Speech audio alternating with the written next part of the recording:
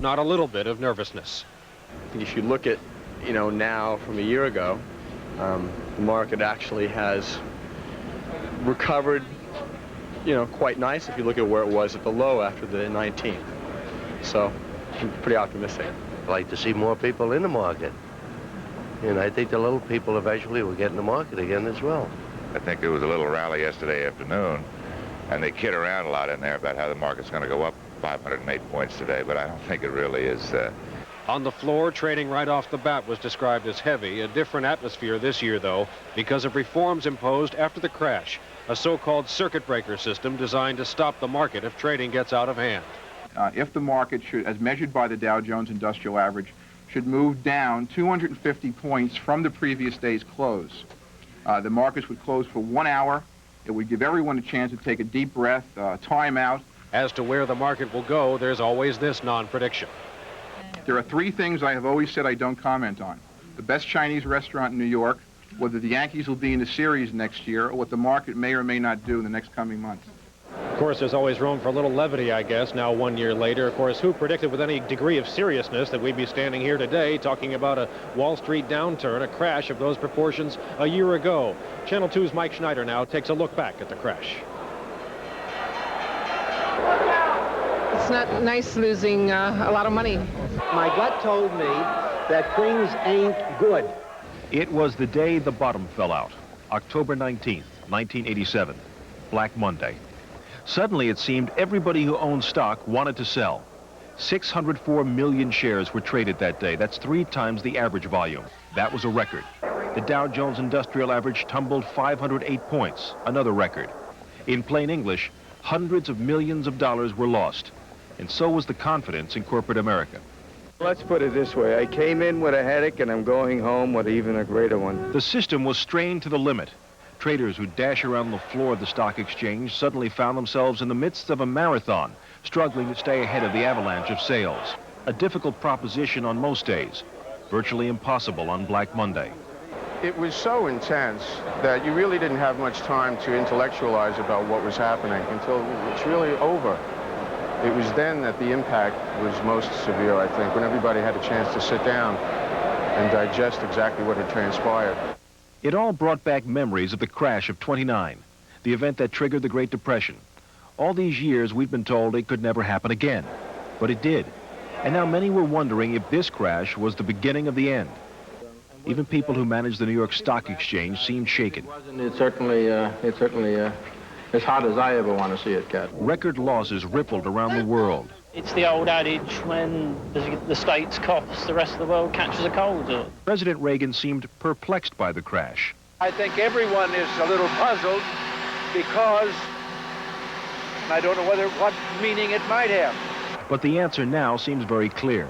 Huge investment funds decided the market had peaked, that rising interest rates and the growing federal deficit would soon hurt the market prices. That's why they sold. And a new computerized selling system let them unload tens of millions of shares very quickly. Enormous amounts of stock were being sold more quickly than they'd ever been sold before. The crash had Congress calling for action. I am convinced that unless we take decisive action in the next month to reduce the federal deficit, that we are in grave danger of having a recession. The market itself took action to control the crisis, shortening sessions and banning computerized trading for a while. But the gloomy talk persisted until the Federal Reserve pumped more money into the banks, forcing down interest rates.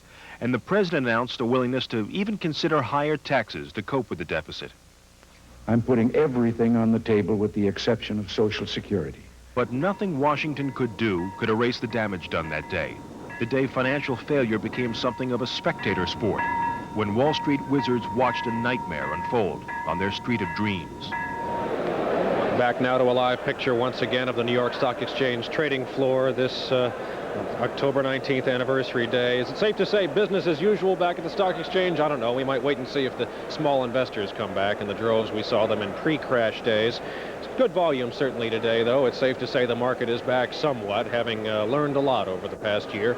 Channel 2 News, of course, will have continuing coverage of this anniversary of the stock market crash on Channel 2 News at 5, 5:30, and at 6 tonight. For now, Carol, back to you. Okay, Brian, thank you. And to get a little more specific, so far the anniversary appears not to be affecting traders positively or negatively. At noon, the market was not showing any significant movement. The Dow Jones Industrials are down right now, less than 2 points.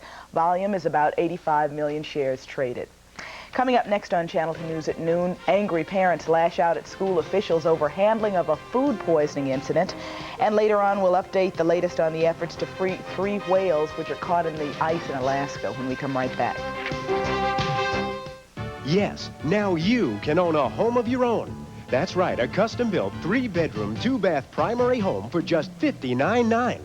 Now you can get off the money-go-round of high taxes and overpriced homes and enjoy life in Pennsylvania's beautiful Delaware Water Gap area. One of this country's finest recreational communities. You'll enjoy boating, fishing, golf, tennis, and more. It's like being on vacation every day of the year. And look, you're no further from the city's work areas than many Long Islanders, and your drive is a lot easier. Or if you work in New Jersey now, you've got it made. Call now to schedule your tour of our model homes and receive up to a $50 travel allowance. Plus, contract any of our primary home designs within 60 days, and we'll present you with a $2,000 home starter check to apply towards the purchase price. Now you and your family won't have to put off the good life any longer, because we've just given you a couple of thousand good reasons for calling. Call now. This is Gold Bond medicated powder. It's my body powder. I need it after my shower. Gold Bond's great for keeping your feet feeling good. Gold Bond is terrific for diaper rash. It really soothes my skin after a bath. Gold Bond has essential oils. There's nothing like it for taking care of itchy spots. That's why we all use it every day. Only Gold Bond is made with 4 essential oils to help skin feel fresh and healthy. Gold Bond medicated powder. It's the everything powder. Extra, extra! Jeopardy will not be seen tonight on that other station, but Channel 2 will entertain you with an hour-long game show extravaganza. Hallelujah. Hallelujah. Starting at 7, it's Win, Lose, or Draw with Smokey Robinson and Chris Lemon. Are you ready, sir? I'm ready. Then at 7:30, you'll be whisked into the wild world of Wheel of Fortune. Once you try us, you'll never go back to that other station. Don't miss an hour of fun tonight starting at 7 with Win, Lose, or Draw on Channel 2. Welcome back to Channel 2 News at noon. Well, the kids are getting better, but parents in a New Jersey school district are sick with anger this noon. They want to know why officials didn't tell them more when dozens of their children came down with salmonella poisoning. Channel 2's Randall Pinkston went to a tense meeting in South Plainfield. Nearly 2 weeks after more than 24 South Plainfield school children fell ill from an apparent outbreak of food poisoning, angry parents came face to face with school officials. The parents particularly displeased with the way the officials initially handled information about the outbreak. I didn't get one single phone call asking me what my daughter ate, how much did she eat. No one contacted me. They could have waylaid some of these concerns, and that is what my question is. It is basic information. The problem goes back to October 6th. School lunch prepared for 1,300 students throughout the system here at South Plainfield High School. An inspection the following week turned up no problems. The inspection followed an alert from parents and local physicians who noticed an unusually high number of children with salmonella symptoms, stomach pains, and diarrhea. Initial suspicion focused on tacos and the food handlers who work for Food Service America. The workers from the middle school brought their own concerns to the table, objecting to being tested for the salmonella bacteria. We don't touch the food in any place except middle. That's right. If my daughter were involved in this thing, I would be the first one I would look for would be the food handler.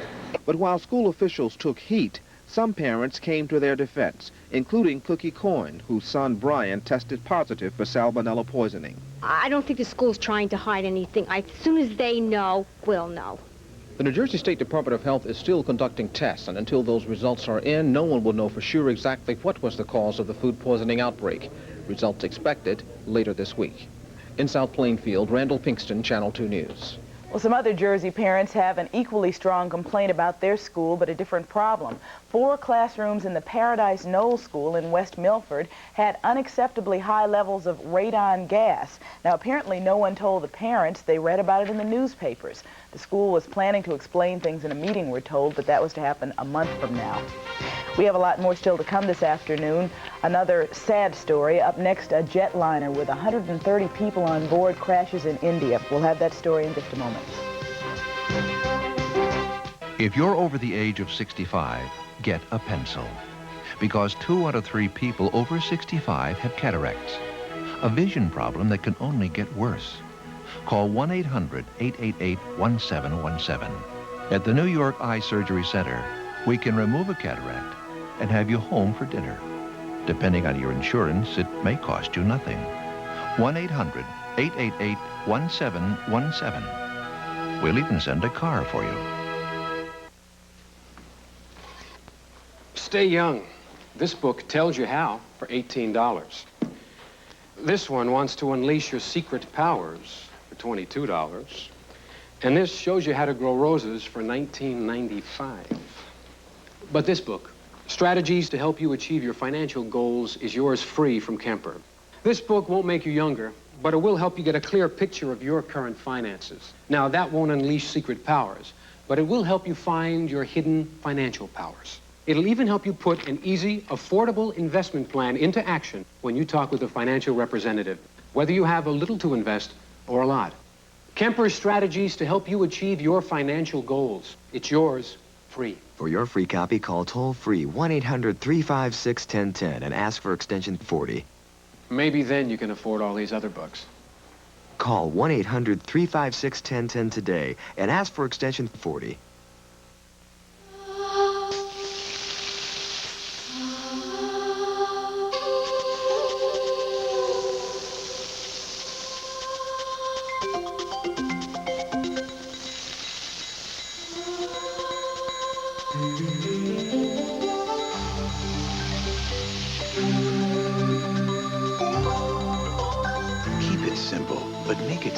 With fresh American lamb. Find more lamb recipes at these supermarkets. A double air disaster in India today. 130 people were killed when an India Airlines jet crashed in heavy fog in the western part of that country. Witnesses say the Boeing 737 wobbled before it came down and then exploded. Miraculously, 5 people did survive, but this was the latest in a long string of crashes at India Airlines. Meantime, disaster also struck in eastern India. A small plane carrying 34 people crashed into a hill. Everyone on board was killed. We're now in a race against time to save 3 California gray whales who are trapped by ice in Alaska. As CBS News correspondent David Dow reports, rescue efforts are continuing even though one whale has developed pneumonia.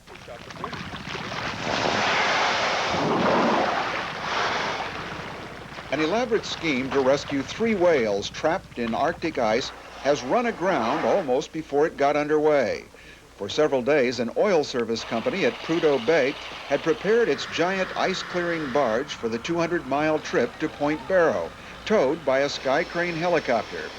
But minutes after the procession started, it bogged down.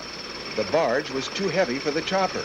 Today, they'll try again after unloading 70 tons of fuel. Officials hope the barge can clear an escape route for the whales across the 5 miles of ice that separates them from open stretches of ocean. They remain open thanks to easterly winds. The winds can change in a half hour. I mean, it's a dynamic situation, but the forecast is generally good for the wind being favorable.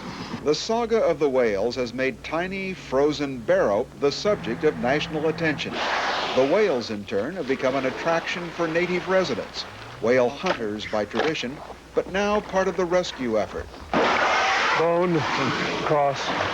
And each day, scientists study the whale's condition, knowing it can only get worse in their struggle for survival unless rescue efforts succeed. David Dow, CBS News, Barrow, Alaska. Well, still ahead in our area, there's a chill in the air. Mr. G will have the latest forecast in just a moment.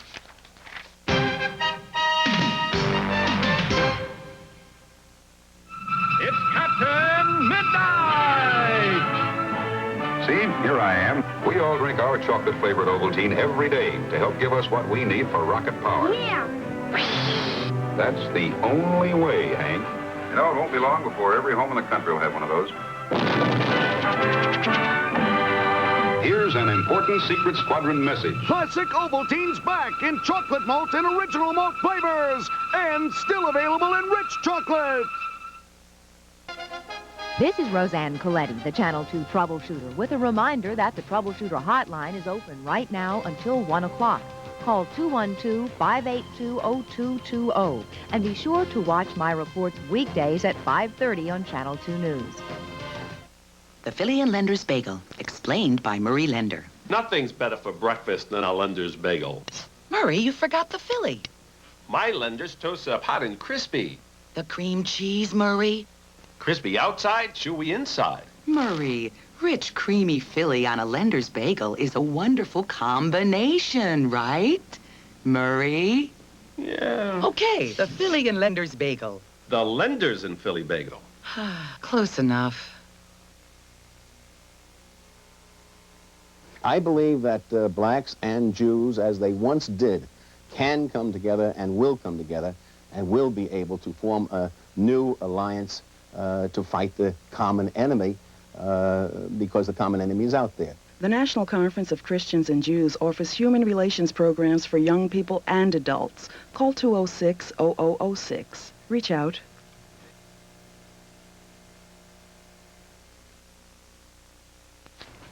And so, here we are back with Mr. G. And weather-wise, fairly quiet, Carol, though we have a storm developing which may just hook off and affect the eastern end of Long Island. And right now in the Midtown area with cloudy skies, we're watching the system to our south. Let's talk about it. The clouds all over the place. In the city right now, it is 52 degrees. Newburgh, 51. Danbury, 50. Humidity, 59. Northwesterly, 12. Barometer right now is on the rise. And let's talk about it. For us, the report card for Thursday will blink away at good. So Thursday looks very good, but the problem really is today. And this is going to be a very close shave because as you watch the satellite, you'll be able to see the storm. There it is off the middle Atlantic states. The blotchy blue is the rain. And that's very, very close because it will shave generally to the north, north and east, affecting, you ready? Nassau and Suffolk County. That's how close this call is. And would you believe snow up and over the hills of New England for tonight? They could get 3 to 6 inches of snow. But for us in the city, cloudy skies, maybe a light rain shower, and then acres and acres of sunshine, which will spread steadily in our direction. That will arrive here on Thursday. So the forecast starting with today is calling for a few showers. But the best chance of those showers will be over Nassau and Suffolk County. Not to worry, 55 to 60 degrees. There's a possibility in town it won't rain at all. Eastern end of Long Island, best chance. Clearing and cool for tonight, 40 to 45 in town, 35 to 40 north and west. A very pretty day for tomorrow. Golden sunshine, deep blue skies, but cool. Temperatures will be in the low 50s. Thursday, look at that. Friday looks good.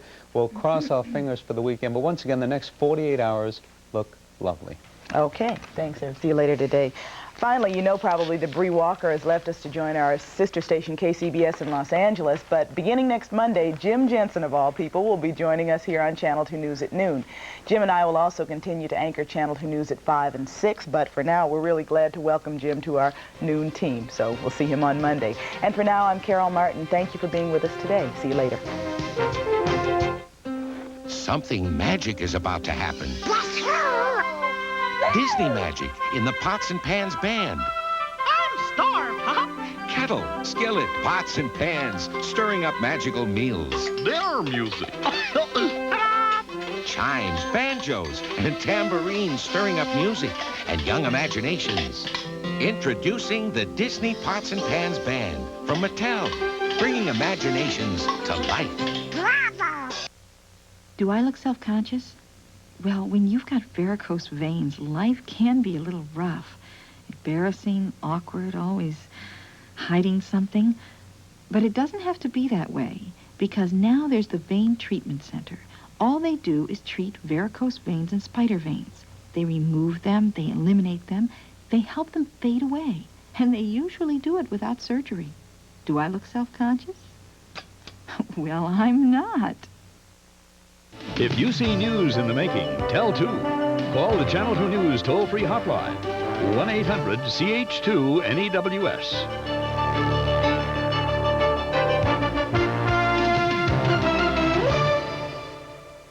accomplishment. This is where it begins for New York State. Social Security. Pat Moynihan led the team that saved the system. The highway subway bill. He led the override of the Reagan veto. That's creating thousands of construction jobs and $1.2 billion a year for New York. Cop killer bullets. Pat Moynihan wrote the bill that outlawed them. New York's fair share. He's fought to get New York the federal funding it deserves. New York needs Pat Moynihan for 6 more years in the Senate at least. He's tough, he's effective, and he's ours. Pat Moynihan, New York's Moynihan. Amy Knox is a New Jersey hero. She got cancer after living next to a toxic waste dump, but she fought back, beating cancer, organizing others to fight pollution. Frank Lautenberg understands. He wrote the Right to Know law to protect our families from toxics, because Frank Lautenberg sees the Senate as a place to help people. Senator Frank Lautenberg was the only man who helped me. Now, we're in this battle fighting together.